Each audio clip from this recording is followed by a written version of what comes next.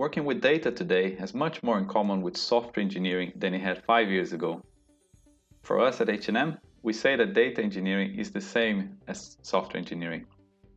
What does it mean in practice? My name is Scheidl, and I'd like to share the journey of the advanced analytics team at H&M. I currently work as the product area manager for the H&M group within the analytics and data platforms product area. For the last 15 years, the main focus of my career has been analytics and business intelligence, both in technical and leadership capacities. Outside of my main job, I use programming languages as a creative and artistic medium, and I'm also the organizer of the Creative Coding in Stockholm meetup. At H&M, I was part of a talented team building our first advanced analytics capabilities, and this talk is both a summary and a celebration of that journey. To summarize, today I'd like to talk about 3 topics. First, what is the big change in the way we can deliver value from data and how that change relates to software engineering? Secondly, how does that change look like for us? Did we learn something? What were the success factors? And what were the main components that this solution involved? And finally, the celebration of this journey, which is also a twist on data visualization. Could we visualize code? Could we make something expressive rather than informative out of data as a way to have fun and celebrate our success? It sounds very interesting to me, at least. I hope you enjoy. But let's start with this big change. What has happened? Well, I would argue that it's the cloud, my friends, and the brilliant minds and dedicated work of key open source projects in the data domain. Today, it's as easy to host a website in the cloud as it is to have a cluster running the most recent frameworks for data processing. It's more available and it is cheaper. However, these are still not click and run technologies, and the way to truly leverage value from them requires a new mix of competences. The expectation on data professionals is broader and in most cases expanding over topics which are typical of software engineering. Unit testing, code coverage, code complexity, release management, infrastructure as code, etc., etc. And how was it before? Traditionally, data processing in enterprise environment has been done with vendor-specific platforms, running on-premises, with significant challenges in scaling and time to market. However, it's not 2000s anymore. Data volumes and use cases around machine learning means that we need technology that are faster, can scale easily, are more powerful, and allow for iterative and fail-fast approaches. So, we need to be faster and adopt modern solutions if you want to innovate and have any kind of competitive advantage. And if we talk about innovation, we cannot RFP innovation. We are working with ideas and hypotheses which might not be feasible at all, or only prove successful after several iterations and refinements. We don't have requirements to fulfill. We don't know those beforehand. We need a strong willingness to experiment and fail, a stronger alignment around technology possibilities and their boundaries, and the willingness to build from the ground up. For data platforms, this modern approach means embracing a code and software development first approach. In practice, it means a strong focus on automation across development, across testing and release, adoption of agile methodologies such as Scrum, and a development workflow that is centered around languages and IDEs. The principles are very much aligned with both DevOps and agile mindset, typical of software engineering, and have also been described as data ops. In a simplistic comparison, I would say that modern analytics takes a code-first approach, leverages open source tech, and is a much better fit to agile methodologies. And needless to say, a better fit and more efficiently executed in the cloud. I would also like to emphasize that this is not a replacement. One is not the next generation or better option, better way of doing that. There are different use cases that each might fulfill. And if we were to focus on the left side, which is the topic today, for us at H&M, how would these points translate in practice to our journey? Well, I would say that the team that was founded and the team that was tasked to build such a platform had a very clear mission, and that's to enable advanced analytics at scale, but also had a very clear focus to provide data assets to fulfill machine learning use cases. That's the main product. To provide and maintain a platform, a machine learning platform that it's both for our own data processing, but also shared resources that are for machine learning use cases. And here you can think about primarily of clusters, but also to build it in an agile manner, meaning that it's not only following agile methodology, but from the start knowing that there will be changes, there will be changes to existing implemented features, and the development process needs to accommodate those changes and be iterative. This also means that from an organizational perspective, this agile mindset meant a clear consensus around autonomy, budget, and decision making on the both architecture, but also on prioritization.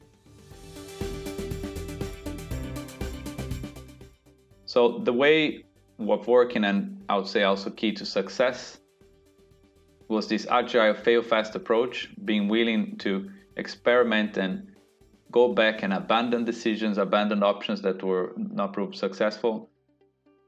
A strong focus on co-located cross-functional teams. We aim to have as much as possible the team working together in the same room. Regular and rapid sprints rhythm, sprints of 2 weeks, and trying to have this cadence over 2 years was very successful as well. A general DevOps mindset in the sense of you build it, you maintain it, and a strong focus on solutions over rules and procedures, which is typical of Agile as well. In practice, for us, that means our approach to requirements and documentation, for example, is different than what's been traditionally done in the company. And in terms of technology, there are 3 cornerstones. Python is definitely the most important of the programming languages used. Airflow was used as the orchestrator for our pipelines. And Spark is the primary data processing engine currently in use. We have used other tools and other technologies. Some are more supporting in a supporting role. For example, Jenkins was the CI/CD platform of choice. We run in Azure, so sometimes automation is done using PowerShell or Azure specific scripting and other services from Azure. For example, the data lake is the Azure data lake, and part of the data ingestion, taking data into the cloud, is using Azure Data Factory. And what about software engineering then, since this is the focus of my talk? Well, we approach this as sprint goals. So at each sprint, we'll have a specific goal that was closer to software engineering and it was in parallel to other deliverables. For example, end-to-end testing, both the engine and common libraries to execute that, but also then the implementation of that across the different data assets. Automation, it's always focused, but then we took the software engineering approach of focusing on automation of certain parts of the platform during certain sprints. For example, the automation of provisioning, automation of the execution and follow-ups of unit tests, the modularization of the code base. These were made as goals, and some of these initiatives took longer than others. Another point is regarding the staffing of the team. We initially have a focus on, or a mindset that we need data engineers, as many as possible, and the team growing meant more data engineers or with varying seniority levels. I would say that within 6 months, we realized that what if we bring someone that doesn't have necessarily experience with heavily like data-driven environments, but brings experience from other traditional areas of software engineering, for example, building modern websites or APIs, public-facing APIs, and so and so.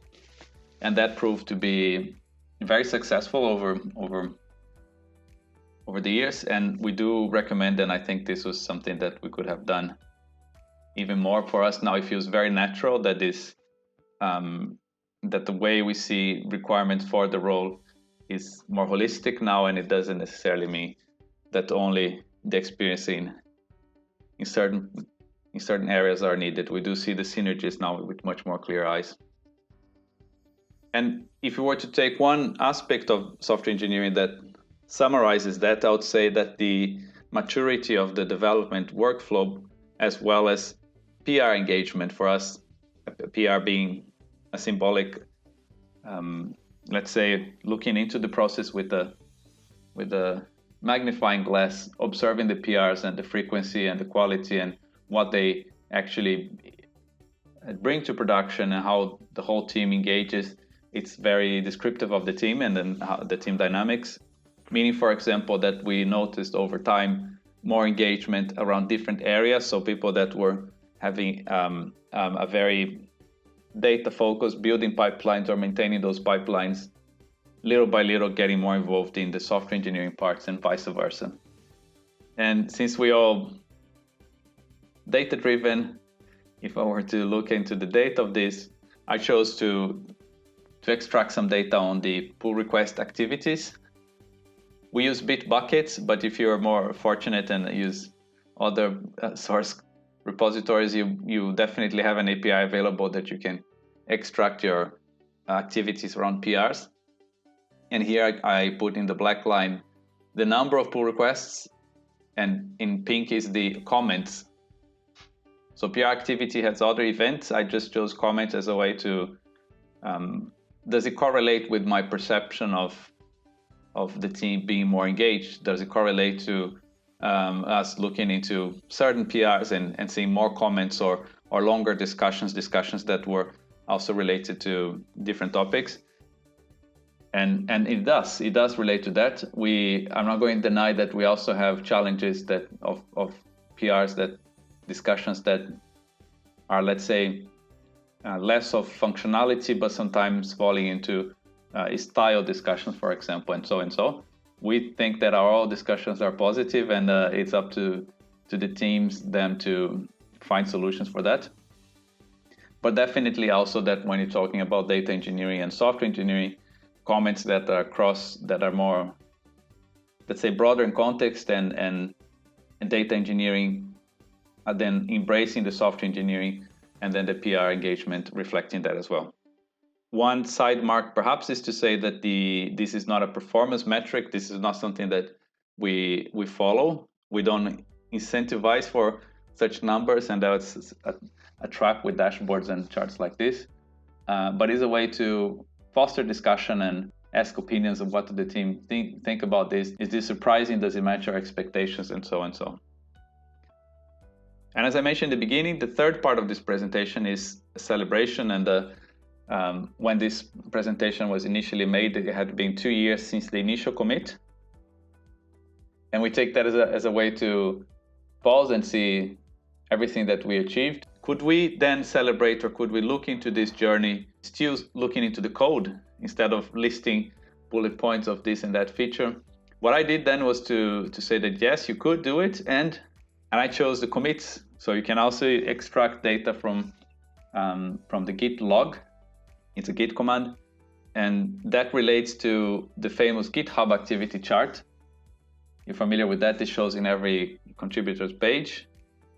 But it's a bit boring, right? It's a bit boring, and it doesn't mean much. It means that these days there are more commits. It doesn't necessarily inform the quality or the nature of those commits. But could we make this more beautiful? Can we make something that is perhaps not informative, that we don't draw conclusions, but it's reflecting this code-driven approach, and perhaps a way to celebrate our 2 years? And this is what I did. I hope you enjoy. It's very simple. So first, export the Git logs, make little squares and paint them green, and change the saturation. This is perhaps the recipe to make a GitHub chart. By doing this, very few lines of code, about 30 lines of code, you get something that looks like this. This is actually a screenshot of my page running. This is JavaScript. Then from here, 4 steps to make this more interesting. First, rotate each square a little bit, use a noise function, very interesting part of computer graphics, noise functions. And then after this rotation, just make them longer into rectangles, and then shrink them at every iteration of the loop, make them shorter. And this already creates a organic feel that this looks like paint was dropped onto the screen. And already by now we lose completely this sense of what happened when, which is intentional. We want to make something that is aesthetic, not necessarily informative. And finally, just change the color, remove the GitHub shades of green, and I chose blue. And voila, that's done. This is our 2-year anniversary poster for data engineering. And this is a mock-up of the same chart. This open source code was done in JavaScript.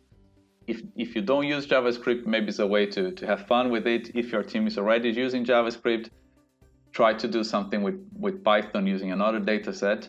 The options are limitless. Just do have some fun with it. So if we're to summarize our journey, success factors and lessons learned, Agile, DevOps, and the composition of the team, definitely key components of that. And the learning is that the initial focus on high value over holistic architecture proved successful in enabling the products. Meaning we didn't aim to build a data platform. We meant to solve business problems or find optimization problems that we could fulfill by using modern data platforms or modern data processing and machine learning. Adopting and embedding software engineering practices is a continuous effort. Aim for keeping a positive spiral, meaning that aim to, even if it's small increments and working around technical debt or bringing new software development principles is the way to go. Depending on the maturity of the team, this is very important because the data asset creation or data processing that are more related to output of data assets will be more important than bigger in scope and visibility. This has less visibility, but it's something that needs to be done all the time. Be bold and unorthodox about staffing. Do consider that experience in different domains can be helpful. Trust the competences of the individuals. Do not be so particular about the programming language or the experience with business intelligence, or even if it's with the modern technologies. People working with tech know that the ability to learn and the mindset, the principles are more important, and that's what usually our best colleagues are valued for, not necessarily for their experience in a particular tool. Use that to your advantage.